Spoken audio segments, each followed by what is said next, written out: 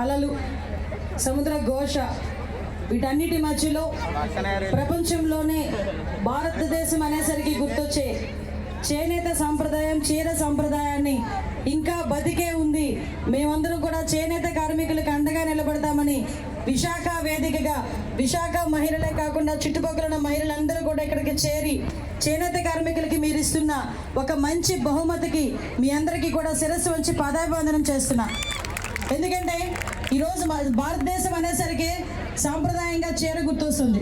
ఆ చీర సాంప్రదాయాన్ని, ఆ చీర కట్టుని, ఆ చీరలో ఉన్న కమ్మదనాన్ని, ఆ చీరలో ఉన్న అమ్మదనాన్ని అందరికీ పంచాలి.